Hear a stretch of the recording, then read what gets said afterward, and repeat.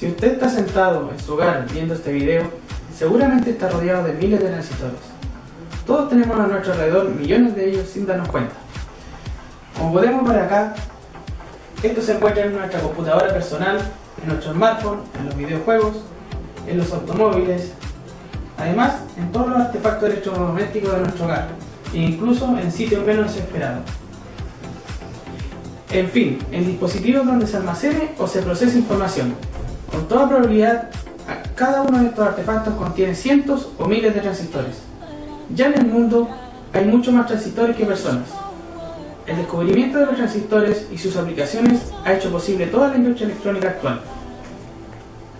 Los transistores se utilizan no solo para amplificar señales eléctricas, sino también como interruptores electrónicos o conmutadores.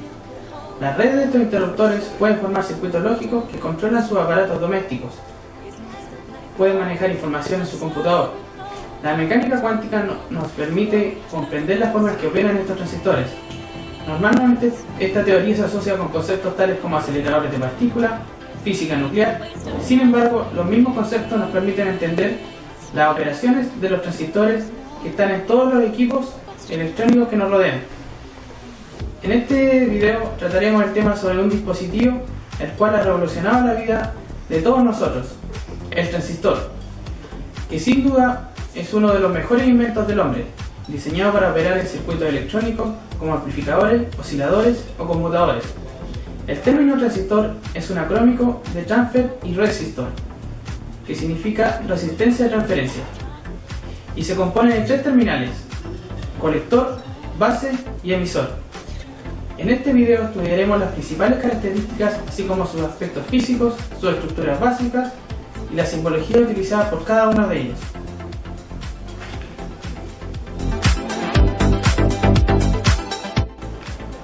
En la electrónica moderna, los transistores son piezas fundamentales de nuestras vidas. Se pueden encontrar en todo tipo de circuitos simples o complejos. Lo que los hace tan importantes en estos tiempos es la revolución que provocaron con respecto a su antecesor, las válvulas de vacío o bulbos, siendo un adelanto en ahorro de espacio y mayor rendimiento. Estos artefactos son de carácter semiconductor, llamados así por tener la capacidad de cortar o hacer fluir corrientes a través de estos.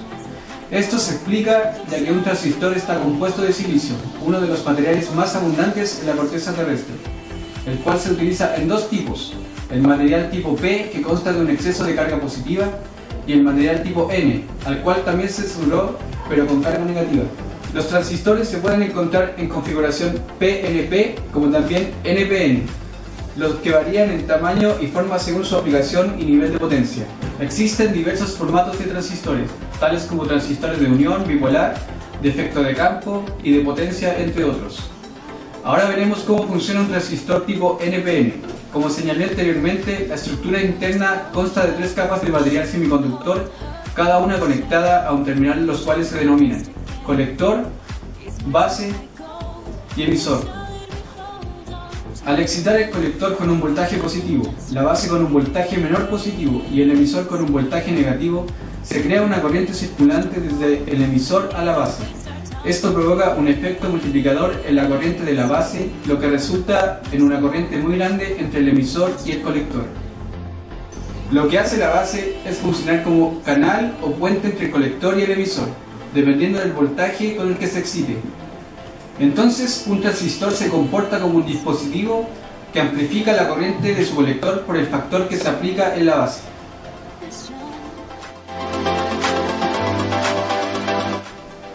Sin duda, los transistores son un gran invento para la era moderna y la gran puerta al mundo de las nuevas tecnologías. Esta idea nace en los años 40 de la mano de los laboratorios Bell en Estados Unidos, como deseo de encontrar un dispositivo semiconductor que reemplazará los grandes y molestos tubos de vacío. Este invento, que llegó de la mano de John Bardeen, Walter Hauser y William Rutherford en el año 1947, fue premiado con el Nobel de Física en el año de 1956. Sin saber el potencial que tenía su invento y la importancia que tendría en el futuro, es que llegamos a este dispositivo llamado transistor, que con el tiempo y los avances en los laboratorios se ha ido reduciendo en tamaño cada vez más, llegando hoy por hoy a dimensiones nanométricas. Y es que estas dimensiones, cuando las leyes de la física moderna se vuelven importantísimas en el buen funcionamiento de este dispositivo. que ya deja de ser un dispositivo clásico y pasa a ser un dispositivo cuántico. Bueno, para recordar les comento que la mecánica cuántica es la rama de la física que explica el comportamiento de la materia y la energía y cómo se comporta a estos niveles nanoscópicos. Es aquí donde se vuelve importante, ya que el transistor moderno, al ser un dispositivo cuántico, es decir, tiene dimensiones nanométricas, las condiciones del medio y el comportamiento de sus elementos se vuelven inestables. Es por eso que los avances tecnológicos en esta área se han visto truncados principalmente por el comportamiento inestable del silicio, material con el cual se hacen los transistores, que a dimensiones de 10 nanómetros es afectado por fenómenos cuánticos, es decir, fenómenos impredecibles. También a estas dimensiones de tamaño es más difícil encontrar el modo en que los electrones se muevan a través del canal del silicio para encender y apagar el transistor. Al tener que hacer frente a este comportamiento, podríamos llamar rebelde. Lleva como consecuencia el incremento en el consumo energético. Es por eso que científicos de todo el mundo están trabajando en encontrar la forma de hacer frente a este problema. Una de las soluciones más próximas y actuales es la investigación en torno a los nanotubos de carbono, que según muchos vendrían a solucionar el problema de integración por un tiempo. Volviendo a nuestro tema principal, que son los transistores, para entenderlo un poco más a fondo y ver dónde entra la cuántica en relación con ellos, es que nos debemos ir a revisar el espectro de energía del átomo. Si la transición es de un nivel bajo a un nivel superior, se dice que el átomo absorbe energía, mientras que si pasa de un nivel alto a un nivel inferior, se dice que el átomo emite energía. Lo anterior significa que un átomo solamente puede absorber o emitir energía en cantidades perfectamente determinadas, que son iguales a los valores de diferencias de energía entre las parejas de niveles cuyas transiciones sean permitidas. Hasta este momento hemos hablado de átomos aislados, que no experimentan ninguna fuerza. Sin embargo, cuando los átomos forman un sólido, ocurren fenómenos colectivos entre ellos, puesto que sus densidades son muy altas, lo que significa que están muy juntos, por lo que las fuerzas que ejercen unos sobre otros son de gran consideración. Como consecuencia, los niveles de energía de los electrones se modifican considerablemente. Ahora, en lugar de tener un conjunto de valores bien precisos, se forman intervalos de energía permitidos separados por valores de energía que son prohibidos. En la siguiente figura se muestra un diagrama de la energía de un sólido hipotético. En este caso, los electrones pueden tener energías entre los valores E1 y E2 y entre los valores E3 y E4. Sin embargo, no pueden tener energía entre los valores E2 y E3.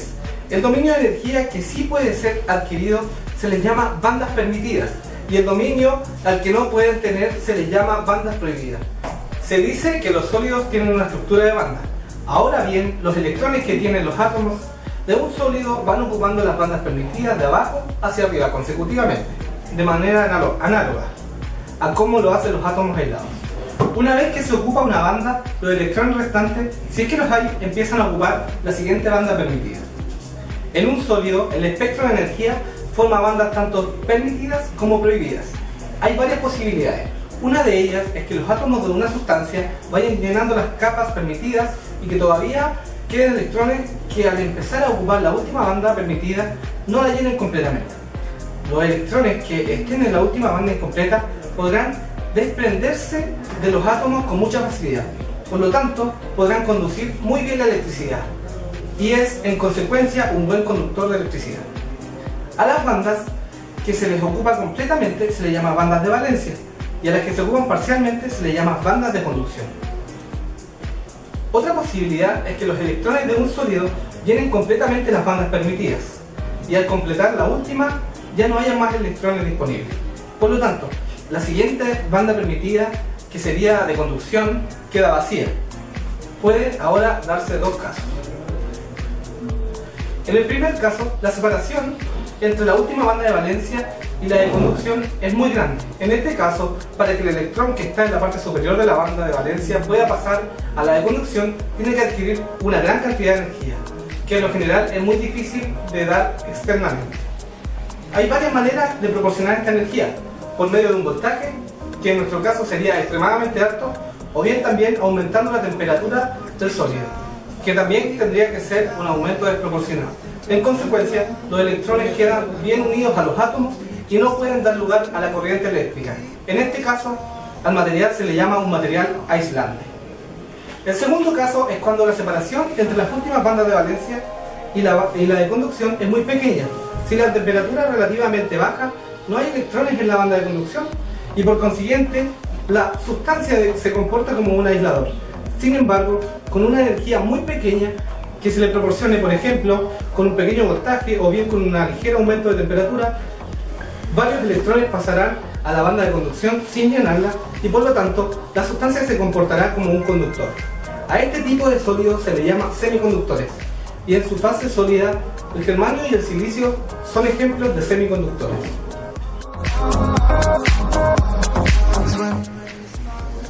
La actualidad de los transistores. Hoy en día no solo se utilizan como amplificador, oscilador, conmutador o rectificador. Se ha innovado el nuevo tipo de transistores como el sináptico, el tridimensional y el molecular. Transistores sinápticos. Es un tipo de transistor que imita el comportamiento de una sinapsis, o sea, que modula simultáneamente el flujo de información en un circuito y se adapta físicamente a los cambios de señal. Este marca un nuevo tipo de inteligencia artificial. Mencionaremos las ventajas de este transistor. Número limitado de estados, no tan solo unos ni ceros. Memoria no volátil, o sea que si interrumpe la alimentación recuerda su estado anterior. Eficiencia energética por su bajo consumo de electricidad. Transistor tridimensional. Estos rompen con la estructura bidimensional. Utilizan canales que sobresalen de la capa plana tradicional, como su nombre lo dice, quedando en 3 dimensiones. Se utiliza principalmente para procesadores de ordenadores y teléfonos móviles, entre otros. Ventajas: mayor control y flujo de la corriente gracias a sus canales. Consumen menos energía y ofrecen mayor potencia. Transistores moleculares. Están construidos sobre una molécula de benceno que regula el paso de la corriente, valiéndose de la combinación de ondas de los electrones. Este permitirá la construcción de ordenadores mucho más pequeños y potentes, además de aplicaciones nanotecnológicas. Una vez finalizadas las presentaciones de mis compañeros, damos por concluido que los transistores son unos elementos que han facilitado en gran medida el diseño de circuitos electrónicos. Se puede comentar que con el invento de estos dispositivos ha dado un giro enorme a nuestras vidas, ya que en todo o casi todos los aparatos electrónicos se encuentran presentes. Se conocieron los distintos tipos de transistores, así como sus aspectos físicos, su estructura básica y la simbología utilizada, pudiendo concluir que todos son distintos y que por necesidad del hombre se fueron ideando nuevas formas o nuevos tipos de transistores.